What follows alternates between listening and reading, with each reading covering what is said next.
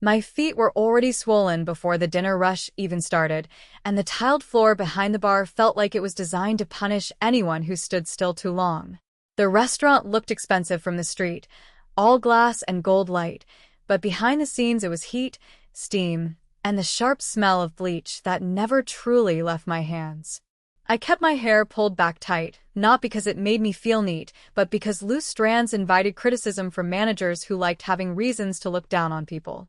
My white shirt was clean at the beginning of every shift, and my red apron always ended the night stained with wine drops and small streaks of sauce that looked like warnings.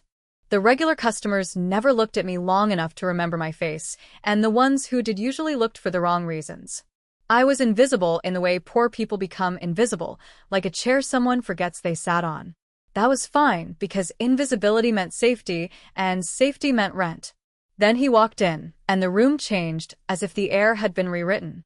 He did not announce himself, and he did not need to. The man was tall, handsome in a cold, precise way, with short black hair styled neatly back, and a calm expression that made other men look uncertain without understanding why.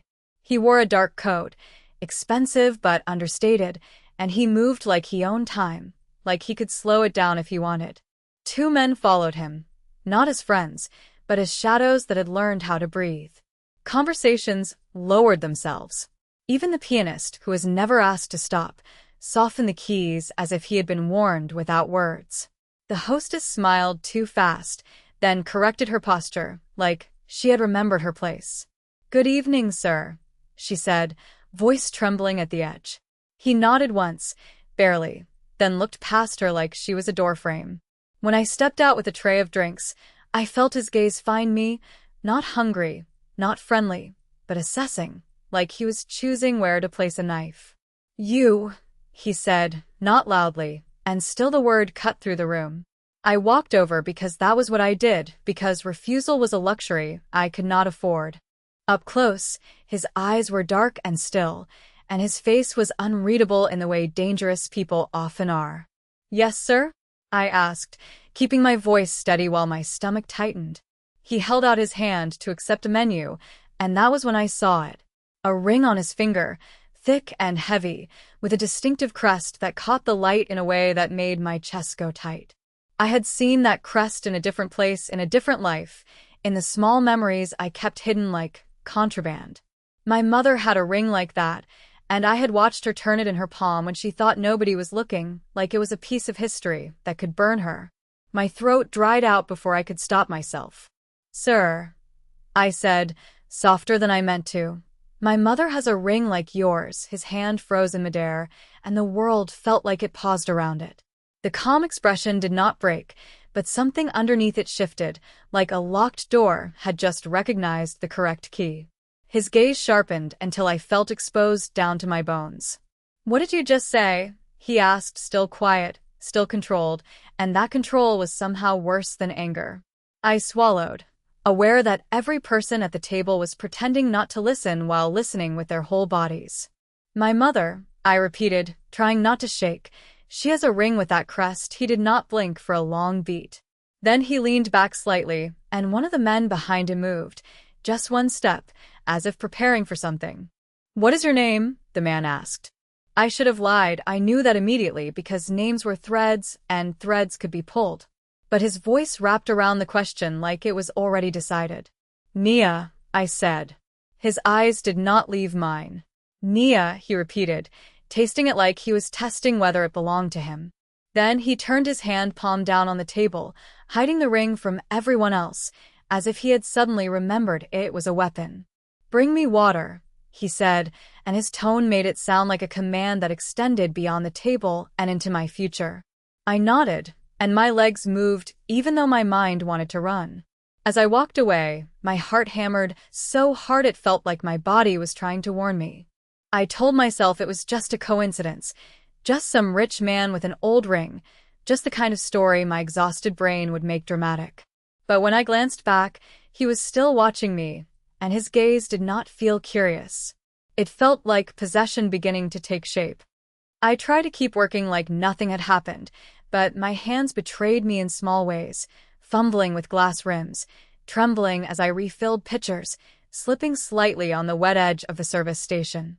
Every time I moved, I felt the weight of his attention like a hand on the back of my neck. I had served powerful people before, politicians with loud laughs and businessmen with greedy smiles, but this was different. This was quiet, and quiet made room for imagination, and imagination made room for fear. When I returned with water, he took the glass without thanking me, and his fingers brushed mine deliberately. Not an accident, not a flirtation, but a measurement. A shiver ran up my arm, and I hated that my body reacted when my mind screamed caution. "Tell me about your mother," he said, and the words were simple, but his tone implied there was only one safe answer, and it was truth. I tried to keep my face neutral. "She lives across town," I said. "She works nights." His mouth did not move, but something in his eyes sharpened. "Does she still have the ring?" he asked. I hesitated because my mother had always told me not to talk about it, not to show it, not to let anyone see it. She had said it brought trouble, and I had believed her because her fear was never dramatic, always real. "Yes," I admitted. "She keeps it hidden." The man's gaze lowered to my apron, to the way my fingers gripped the tray too tightly, then returned to my face with unnerving patience. "Why would she hide a family crest?" he asked. "Unless she stole it." My cheeks heated with anger, fast and dangerous. "She did not steal anything," I said, and my voice came out sharper than I intended. One of the shadow men shifted again, like my tone had insulted a god. The boss did not react with obvious offense. He only watched me, and then slowly he smiled. It was not warm.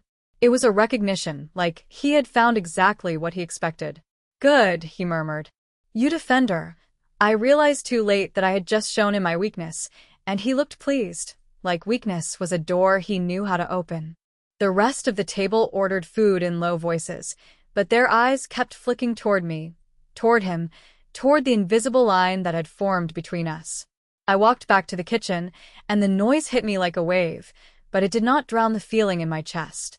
My manager, Paul, snapped at me for being slow, for looking distracted, for breathing wrong, and I nodded because that was my role, because survival meant swallowing humiliation whole.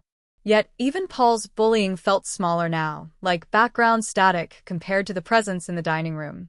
When I carried out the appetizers, I found the boss waiting for me, his attention locked, his patience unsettling. "Sit," he said, pointing to the empty chair at the end of his table. I stared at him, sure I had misheard. "Sir, I can't," I began, but the shadow men looked up in the same instant, and the hostess looked away like she did not want to be involved. The boss tilted his head slightly. "You can," he said, and his voice implied the restaurant's rules were not real in his world. I should have refused again. I should have walked away. Instead, my body obeyed, and I lowered myself into the chair like I was stepping into a trap I could already feel closing.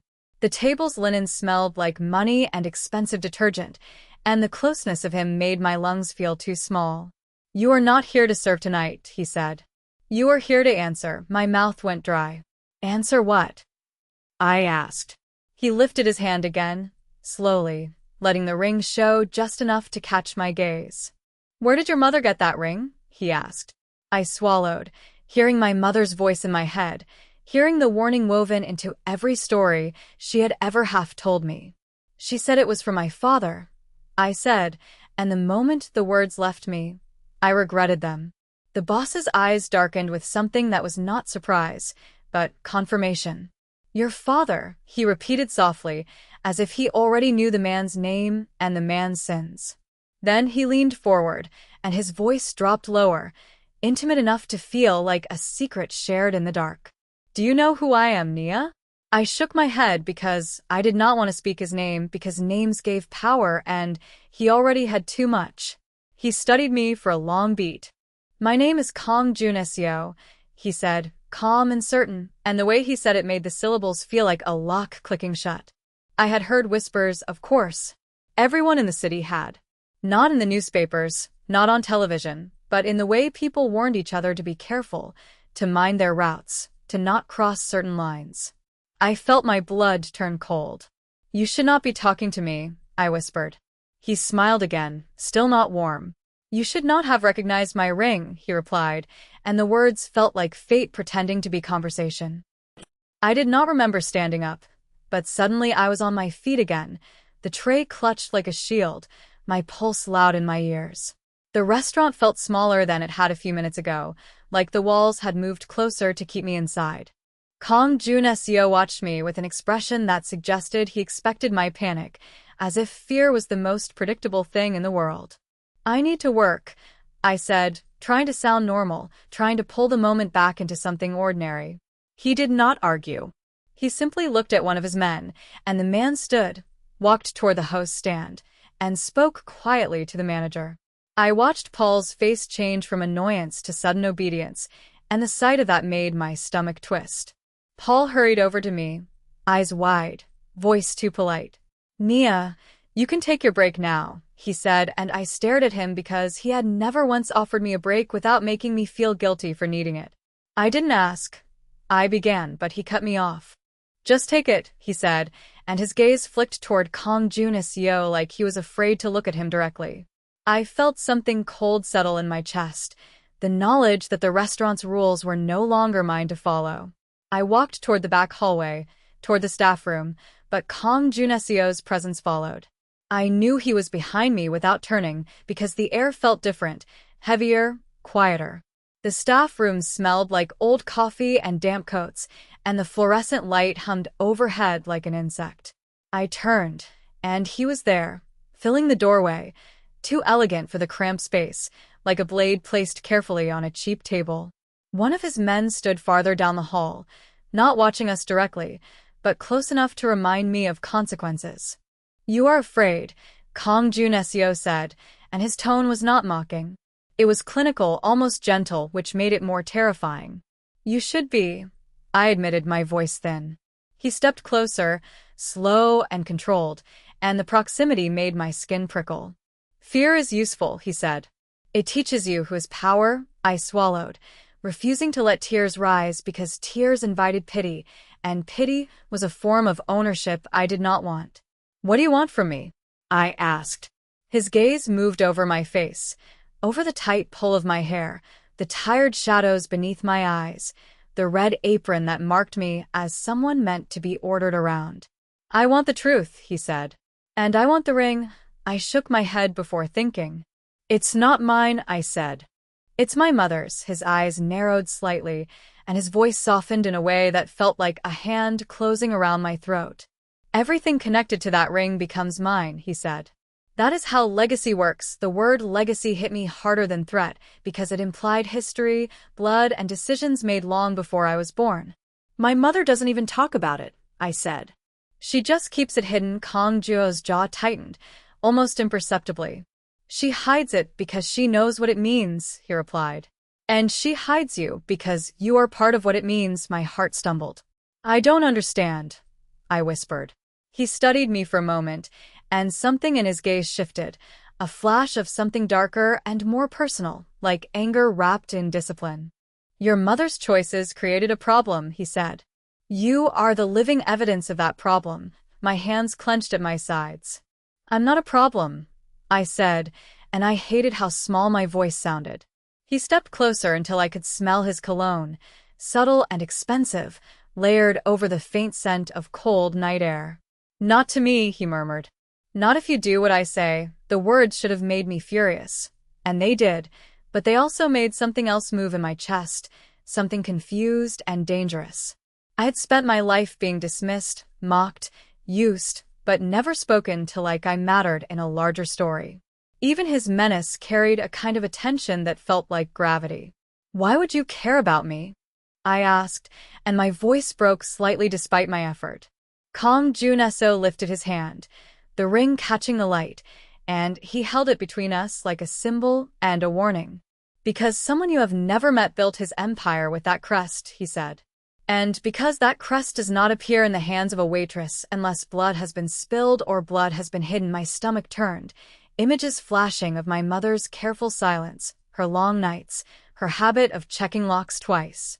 "My father is dead," I blurted, because my mother had said it with a finality that ended questions. Kong Jun-seo's expression did not change. but the air felt colder. Maybe, he said. Or maybe he is exactly where he needs to be. I stared at him, and the room felt like it was tilting. You're lying, I whispered. You're trying to scare me. He leaned in, close enough that his voice brushed my ear like a confession. I do not need to lie to scare you, he said. I need only to tell you what is true. When he pulled back, his gaze held mine, steady and intimate in a way that made my breath catch despite myself. You will bring me to your mother, he said. Tonight. I felt my pulse spike. I can't, I said. He did not raise his voice. He simply looked at me like refusal was a childish performance. You can, he replied. And you will. The ride in his car felt like stepping into another world where everything was quiet on purpose. The interior smelled like leather and faint smoke, and the windows were tinted so dark the city looked blurred, unreal, like a memory.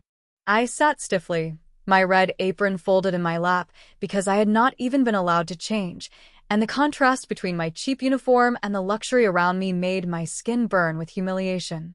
Kang Jun-seo sat beside me, not touching, not crowding, yet his presence filled the space more completely than any closeness could. Two enforcers sat in the front, silent, scanning the streets as if the city belonged to them. I kept my eyes forward, telling myself to memorize every turn, every landmark, because fear demanded preparation. You can still tell me no, I said, although my voice sounded like I was pretending. Kang Jun-seo turned his head slightly, watching me with calm interest. No is a word for people who believe consequences are negotiable, he replied. I swallowed. So you're kidnapping me? I said, and the accusation came out brittle. He did not seem offended. If I wanted to kidnap you, he said, you would not have your phone, and you would not know where you are. I touched my pocket instinctively, feeling my phone still there, and the fact that he had pointed it out made me feel even more controlled. Why are you doing this the gentle way? I asked, and my voice carried more anger now, because anger was easier than panic.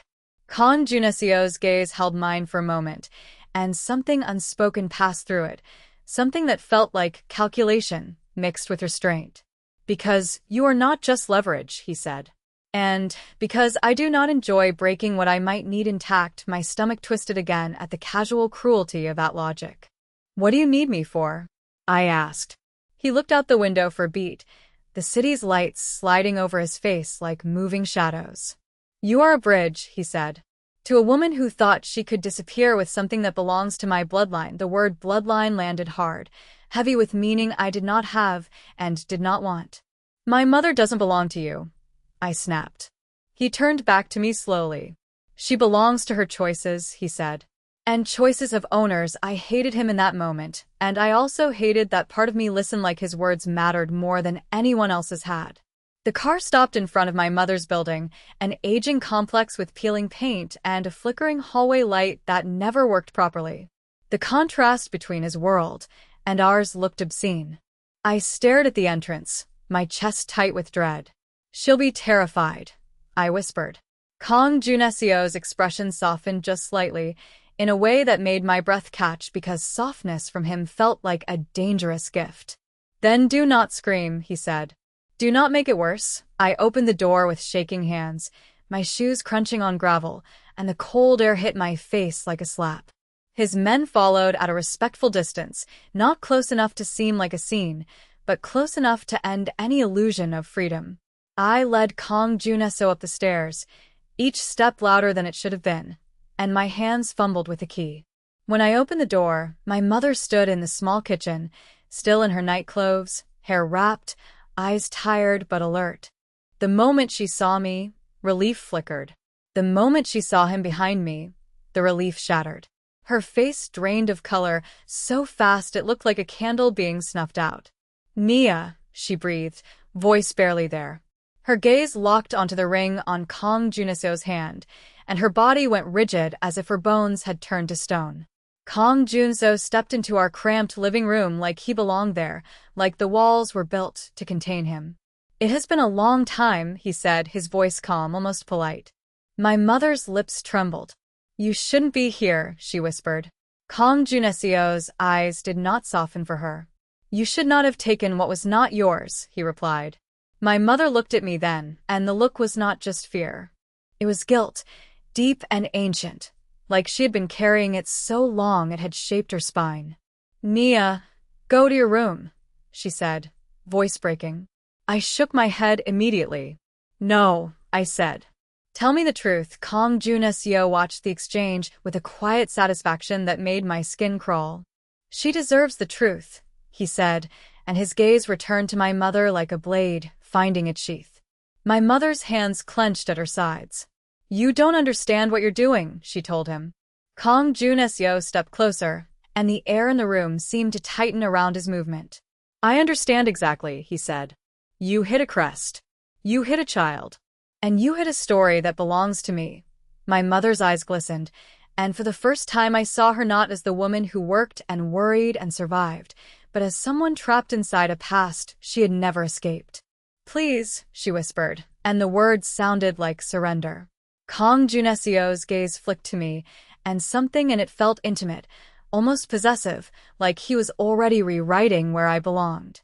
"Tell her," he commanded softly. "Or I will."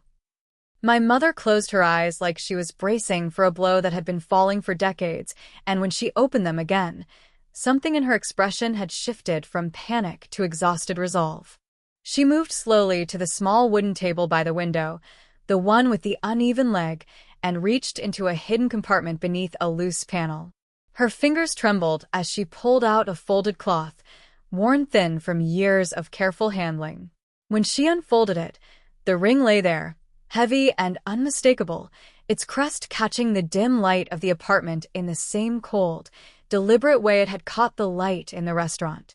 My chest tightened as realization settled in, sharp and disorienting. Kong Junseok watched without interrupting, his posture relaxed, his patience predatory. "I did not steal it," my mother said quietly, her voice steadying as if confession gave her structure. "He gave it to me." Kong Junseok's eyes narrowed, just a fraction. "He was not yours to take," he replied. My mother laughed softly then, a sound stripped of humor. "Men like him never belong to anyone," she said. "They just decide who they ruin." I felt anger flare, raw and protective. "Who is he?" I demanded, my voice shaking despite myself. My mother looked at me with something like sorrow mixed with relief, as if she had been waiting for this moment longer than she wanted to admit. "Your father," she said, and the words landed like a fracture spreading through my chest. Kong Junseok inhaled slowly, his jaw tightening. "My brother," he corrected calmly, and the room seemed to tilt as the truth rearranged itself around that sentence. My knees felt weak, and I grabbed the edge of the counter to stay upright. "Brother," I echoed, disbelief tasting bitter on my tongue. My mother nodded once. "He was powerful," she said. "Cruel when he wanted to be. Gentle only when it suited him." Kong Junseok's gaze hardened, shadows deepening around his eyes. "He was a liability," he said flatly. "And he paid for it." I stared at him, horror and fascination twisting together. "You killed him," I whispered. Kong Junseok did not deny it. "I ended a threat," he replied. "And you are the consequence he left behind." Silence stretched, heavy and suffocating. I felt suddenly small, like the ground beneath my life had shifted and revealed a depth I could not measure. My mother reached for me, her hand warm and familiar, grounding. "I try to protect you," she said, her voice breaking at last. "I hid you because his world destroys everything it touches." Kong Junseok watched the gesture with an expression I could not read, something like calculation tangled with restraint. "And yet," he said softly, "here she is." His gaze returned to me, intense and intimate, and I felt a strange pull, like gravity reasserting itself. "You have his eyes," he added, and the words sent a shiver through me I did not want to acknowledge. I did not sleep that night, not really. Kong Junseok allowed my mother and me a few hours alone, though his men remained stationed outside the apartment like silent sentinels. My mother paced, wringing her hands, apologizing in fragments, explaining pieces of a story she had buried for years. She told me about a man who had promised protection and delivered fear, about love that felt like captivity, about escape purchased with silence and distance. I listened, numb and aching, trying to reconcile the woman who had raised me with the past she described. When dawn crept in through the thin curtains, painting the room in pale gray light, Kong Junseok returned. He looked unchanged, immaculate, as if the night had been nothing more than a pause in his routine. "You will come with me," he said to me, not unkindly. My mother's breath caught. "No," she said immediately. Kong Junseok's gaze flicked to her, cool and final. "She is already part of my world," he replied. "Keeping her here will only make her a target." I felt my heart race, torn between fear and something darker, something that whispered inevitability. "What happens to her?" I asked, nodding toward my mother. Kong Junseok regarded me for a long moment. "She will be left alone," he said. "Provided she remains invisible." My mother reached for my face, tears spilling freely now. "You don't have to go," she pleaded. I looked at her, at the lines carved by worry and sacrifice, and then at Kong Junseok, standing calm and powerful in our small, fragile space. I understood then that refusal would not save me, only delay the collision. "I'll go," I said quietly, and the words felt like surrender and choice braided together. Kong Junseok inclined his head, approval flickering briefly across his features. "You are smarter than he was," he said. "That may keep you alive." His compound was nothing like I had imagined, tucked behind layers of security, blending modern luxury with deliberate austerity. Everything was clean, controlled, designed to remind you that chaos was not welcome here. Kong Junseok assigned me a room overlooking a private courtyard. The silence, so complete it felt unnatural. "You will stay," he told me. "You will learn." I bristled at the implication. "Learn what?" I asked. He turned to face me fully, his gaze heavy with meaning. "Who you are," he replied. Days blurred into a strange rhythm of observation and instruction. Men deferred to him without question, women moved carefully around him, and I watched the machinery of power operate with terrifying efficiency. Kong Junseok spoke to me often, sometimes about business, sometimes about history, sometimes about my father in ways that were both condemning and uncomfortably intimate. I found myself listening despite my resistance, absorbing lessons about control, leverage, silence. At night, alone in my room, I lay awake replaying his words, hating how they made sense. One evening, after a particularly tense meeting I had been allowed to observe, Kong Junseok joined me in the courtyard. The air was cool, the lights low. "You are adapting," he said. I crossed my arms. "I don't have a choice," I replied. He stepped closer, his presence commanding yet strangely grounding. "Choice is overrated," he said. "Power is what matters." His gaze softened, just slightly, and my breath caught despite myself. "And you have potential." The admission stirred something dangerous in me, a flicker of pride I had never been allowed to feel before. The first time he touched me, it was almost accidental, his hand brushing mine as he guided me through a document. The contact sent a jolt through me, unwanted and undeniable. He noticed immediately, his eyes darkening with interest. "You feel it too," he said softly. I pulled my hand back. "This isn't what you think," I insisted. He smiled faintly. "It is exactly what I think," he replied. The tension between us grew, charged and unspoken, woven into every interaction. He never forced it, never crossed a line without my silent permission, and that restraint made the pull stronger, more confusing. I hated how safe I felt under his watch, how the fear of the outside world faded within his walls. When violence came, sudden and brutal, I saw his other side clearly. He ended a threat with chilling precision, his calm unbroken, his authority absolute. Later, when I confronted him, shaking with adrenaline and horror, he met my gaze without apology. "This is the world you are part of," he said. "Decide whether you will survive it or be destroyed by it." I realized then that I had already begun to choose. By the time I stood beside him in public, introduced not as a waitress but as someone under his protection, the transformation felt complete. People looked at me differently, with caution and curiosity instead of dismissal. Kong Junseok's hand rested lightly at my back, a possessive gesture that steadied me even as it marked me. "You belong here," he murmured, low enough that only I could hear. I should have recoiled from the word belong, but instead I felt a strange sense of alignment, like a fractured part of me had found its place. The girl who had stood invisible behind a bar felt distant, almost unreal. In her place stood someone who understood power, who wielded silence like a blade, who knew the cost of legacy.